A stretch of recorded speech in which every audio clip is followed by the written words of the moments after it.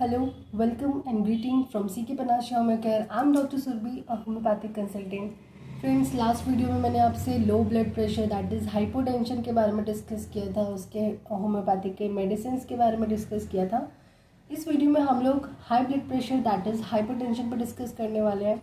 इस पूरा वीडियो में हम लोग हाइपोटेंशन क्या है, उसके क्या कारण है, उसके क्या सिम्टम्स हैं, होम्योपैथिक में उसके क्या क्या मेडिसिन हैं और कुछ मॉडिफिकेशंस कि हम लोग लाइफ में क्या क्या चेंज करें अगर आप हाई ब्लड प्रेशर से सफ़र है। चलिए हम लोग इस वीडियो को स्टार्ट करते हैं। पहले हम लोग को ये जानना होगा कि हाई ब्लड प्रेशर होता क्या है। हाई ब्लड प्रेशर में क्या होता है कि it is a condition in which the blood का जो फ्लो है that is high and it's against the artery. Okay, जैसे हम लोग का हार्ट पंप किया, जैसे उसने जिस तेज़ी से पंप किया ब्लड का प्रेशर जो है उसी तेज़ी से जा रहा है। अब ब्लड का जो प्रेशर है ना वो आर्टरी जिससे वो होके जाएगा ना उसके कहीं ना कहीं अगेंस्ट है, तो इसको हम लोग हाई ब्लड प्रेशर बोलते हैं। अब इसका कारण क्या क्या हो सकता है। पहले तो ये जेनेटिक भी हो सकता है। अगर आपके पीछे में हाई ब्लड प्रेशर का अगर हिस्ट्री है तो चांसेस होते हैं कि आगे भी वो मिलता है हाई ब्लड प्रेशर का। इसका एज मेनली 45-50 के बाद से होता है, बट आज के टाइम में इतना स्ट्रेस हो चुका है लाइफ में कि आज बहुत कम एज के लोगों को भी हाई ब्लड प्रेशर का शिकायत देखने को मिलता है। उसके बाद कुछ सेडेंट्री लाइफस्टाइल कि आपका लाइफस्टाइल उतना मेंटेन नहीं है, आप लोग उतना डिसिप्लिन से नहीं चल रहे हैं, तब भी आपको मिलेगा। या आपकी कुछ पुअर डाइट लाइक आपका फूड हैबिट अच्छा नहीं है तो भी आपको ये देखने को मिलेगा। या कोई ऐसा पुराना बीमारी जो कि बहुत क्रोनिक केस में रहा होगा, क्रोनिक टाइम से रहा होगा, उसमें जो उसका टाइम था वो बहुत लंबा चलता आया होगा, वैसे पेशेंट को भी हम लोग हाई ब्लड प्रेशर का शिकायत देखते हैं। अब इसके सिम्टम्स क्या क्या होते हैं। आपको जब ब्लड का प्रेशर हाई होगा आपको हेडेक, बहुत तेज का हेडेक होगा। हेडेक के साथ आपको चक्कर आते हैं, किसी किसी को उसके साथ नोजिया होता है कि वॉमिटिंग आ जाएगा, किसी किसी को वॉमिटिंग आ जाता है, नींद नहीं आएगा, चेस्ट में पेन होगा, लेफ्ट साइड आर्म में वो पेन बताएगा। तो ये सब इसके सिम्टम्स हैं।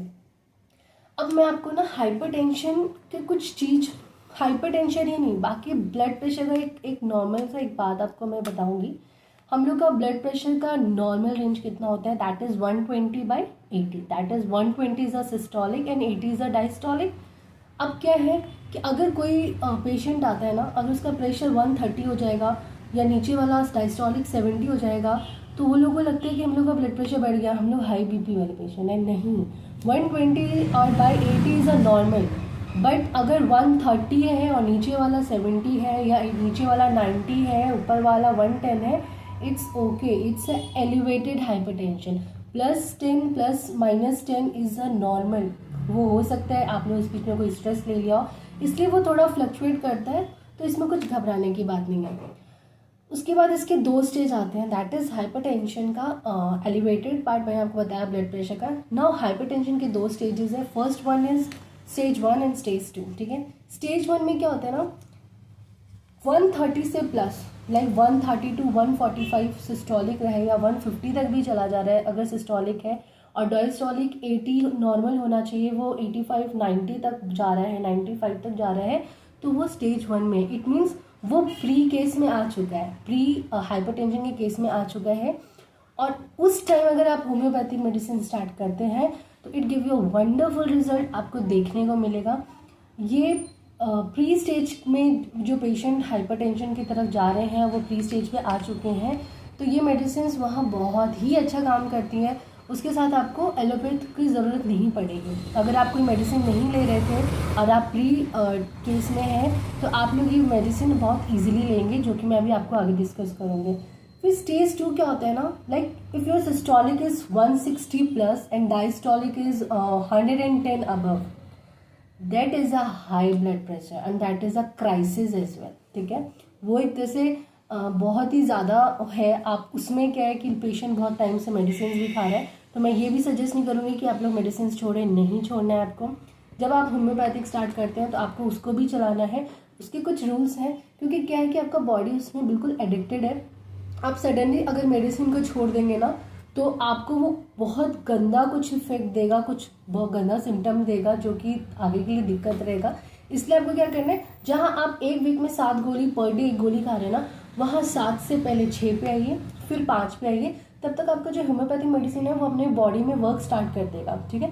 फिर धीरे धीरे करके उसको छोड़ना है और फिर आप होम्योपैथिक पे कंटिन्यू कर सकते हैं।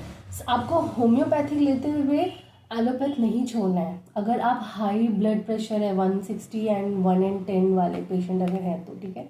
चलिए अब इस वीडियो पे हम लोग आगे डिस्कस करते हैं इसके मेडिसिन के बारे में। फर्स्ट वन इज ड्रॉफिलिया मदर टिंचर। ये बेस्ट है blood pressure, high blood pressure के लिए। कब इसका पेशेंट कैसा होता है ना, बहुत ज़्यादा वायलेंट नेचर का होता है। आप देखते हैं ना, कोई पेशेंट दिखेगा कि उसको गुस्सा है तो वो इतना तेज गुस्सा हो जाता है, उसका मुंह पूरा लाल हो जाता है, आँख लाल हो जाता है, उसके बाद वो पागल की तरह करता है। तो वो क्या होता है ना कि ये मेडिसिन ऐसे पेशेंट्स में ना उसके सेंट्रल नर्वस सिस्टम, जो उसका सेरिब्रम पार्ट है, पूरा सेंट्रल नर्वस सिस्टम है, उसको कंट्रोल करता है और उस पेशेंट को थोड़ा शांत करता है। कहते हैं ना, बहुत जब ज़्यादा गुस्सा आता है तो घर के लोग बोलते हैं अरे गुस्सा में है मत बोलो, बीपी बढ़ जाएगा, इसका बीपी बढ़ गया है इसलिए ऐसे कर रहा है। तो ड्रॉफिलिया उस टाइम बहुत अच्छा काम करता है, ठीक है। दूसरा एक मेडिसिन है क्रेटेगस, जो कि मैं हमेशा बोलती हूँ ये हार्ट टोने की, और ये बहुत अच्छा मेडिसिन है, आप इसको भी ले सकते हैं। उसके बाद है एक पैसीफ्लोरा। पैसीफ्लोरा क्या होता है ना कि जो ड्रॉफिलिया है ना, अगर इसमें हेडेक नहीं है तो कभी ये हेडेक भी ला देता है। तो आप पैसीफ्लोरा को उस हेडेक को ना मतलब कंट्रोल करने के लिए आप पैसीफ्लोरा लीजिए। वो थोड़ा सा शांत करते हैं और आपको नींद, अगर आपको नींद नहीं आ रही है हाई ब्लड प्रेशर की वजह से ना, तो ये पैसीफ्लोरा आपको नींद लाने का भी काम करता है। और एक है ग्लोनाइन। ग्लोनाइन भी जो होता है वो blood pressure, high blood pressure में बहुत अच्छा काम करता है।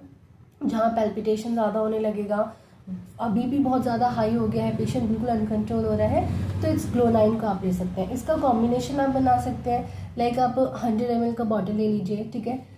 उसमें आप 30 ml जो है वो क्रेटेगस डाल लीजिए, 30 ml जो है आप ड्रॉफिलिया डाल लीजिए, 30 ml जो है आप क्या कहते हैं ग्लोनाइन डाल लीजिए। और जो पैसीफ्लोरा मैंने बताया था ना, वो थोड़ा नींद का मेडिसिन में आ जाता है, इसलिए उसको सिर्फ 10 ml डालना है और 100 ml के बॉटल में ये मेडिसिन भर लीजिए। और इसको आप दिन में 3 बार लीजिए, सुबह शाम रात, 10 से 15 बूंद। और आप देखिएगा, अगर आप प्री वाले पेशेंट है ना, तो ये आपको तो बहुत ही अच्छा रिजल्ट देने वाला है। लेकिन ये अच्छा रिजल्ट क्राइसिस में भी देता है, बट उस टाइम आपको अपने एलोपैथ को भी कंटिन्यू करना है। आपको थोड़ा टाइम लगेगा उसको छोड़ने में, बट ये अच्छा काम करेगा। फिर एक और मेडिसिन है, दैट इज लेकेसिस 200।